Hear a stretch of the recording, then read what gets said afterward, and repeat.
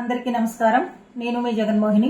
Telugu సౌరభాలు channel ద్వారా సంస్కృత సూక్తులు 12వ విభాగానికి మీ అందరికీ స్వాగతం పలుకుతూ, ఇంతవరకు 11 వీడియోల ద్వారా చాలా మంచి మంచి విషయాలను మనం సంస్కృత శ్లోకాల ద్వారా తెలుసుకున్నాం. ఈ 12వ వీడియోలో శీల సంపద యొక్క గొప్పతనాన్ని కవి ఒక చక్కని శ్లోకం ద్వారా వివరిస్తున్నారు. ఆ శ్లోకాన్ని, దాని భావాన్ని ఈ వీడియో ద్వారా మనం తెలుసుకుందాం.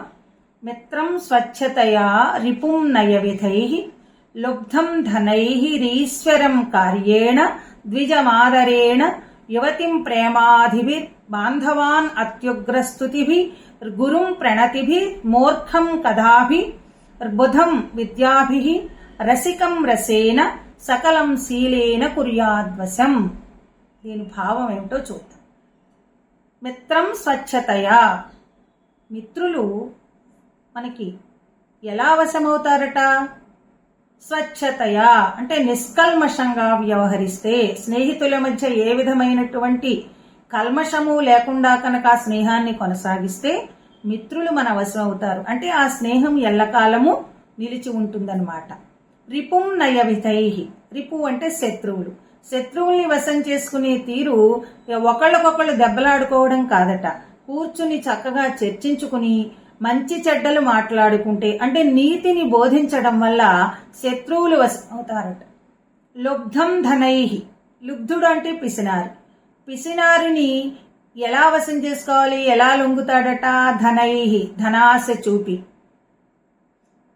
ఈశ్వరం కార్యేణ, ఈశ్వరుడు అంటే ఇక్కడ యజమాని. పనిని నెరవేర్చడం వల్ల యజమాని లొంగుతాడు. అంటే ఇచ్చిన పనిని సక్రమంగా నెరవేరిస్తే ఆ యజమాని మనల్ని ఎప్పటికీ వదులుకోడనమాట. ద్విజమాదరేణ, ద్విజుడు అంటే బ్రాహ్మణుడు. బ్రాహ్మణులు దేనికి వశమవుతారట? ఆదరణకి, అంటే గౌరవం. యువతిం ప్రేమాధిభి, యువతిని ఎలా వశం చేసుకోవాలట? అంటే స్త్రీని ప్రేమ చేత వశం చేసుకోవాలి. తర్వాత బాంధవాన్ అత్యుగ్రస్తుతిభి, బంధువులు ఎలా లొంగుతారట? అత్యుగ్రస్తుతిభిః అంటే పొగట్టల ద్వారా బంధువులు వశమవుతారు. గురుం ప్రణతిభి, గురువు ఎలా వశమవుతారట? ప్రణతిభి అంటే నమస్కారం చేత. గురువుల్ని గౌరవించడం ద్వారా, నమస్కారం చేయడం ద్వారా గురువు గారు వశమవుతారు. మూర్ఖం కథాభిః, మూర్ఖుణ్ణి ఎలా లొంగ తీసుకోవచ్చుట? మూర్ఖుడు కూడా చెప్పిన మాట వింటాట. దేని ద్వారా మార్చవచ్చు? కథాభిః, కథల ద్వారా. మంచి మంచి కథలను చెప్పడం ద్వారా మూర్ఖుడి మనసు కూడా మార్చొచ్చుట. అలా పుట్టినవే కదా మనకి పంచతంత్రం కథలన్నీ కూడా అలా వచ్చినవే. బుధం విద్యాభిః, బుధం అంటే పండితుణ్ణి ఎలా లొంగ తీసుకోవచ్చుట? విద్యాభిః, సమానమైనటువంటి పాండిత్యం ద్వారా. పండితుడు పాండిత్యానికే లొంగుతాడు.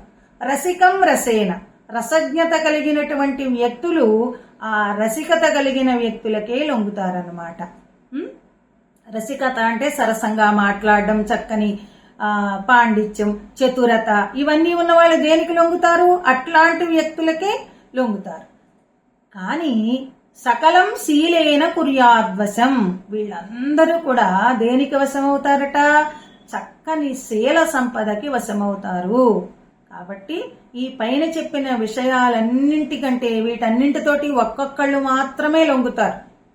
కానీ శీల సంపద ఉన్నటువంటి వ్యక్తికి, అంటే చదువుతో పాటు చక్కని సంస్కారం ఉన్నటువంటి వ్యక్తికి, శీల సంపద అంటే కేవలము శరీరానికి సంబంధించింది అని మాత్రమే అనుకోకండి. మానసిక ప్రవర్తన, ఇతరుల పట్ల మనం ప్రవర్తించేటటువంటి తీరు, ఇవన్నీ కూడా సచ్చీలతలోకి వస్తాయి. అటువంటి మంచి శీలము కలిగినటువంటి వ్యక్తికి ఎవ్వరైనా వశము కాక తప్పదు అని ఈ శ్లోకం యొక్క భావము. విన్నందుకు మీ అందరికీ ధన్యవాదాలు. మరో చక్కని సంస్కృత శ్లోకంతో, మరో వీడియోతో మీ ముందుంటాను. ఈ వీడియో కనుక మీకు నచ్చినట్టయితే లైక్ చేయండి, షేర్ చేయండి, సబ్స్క్రైబ్ చేయండి.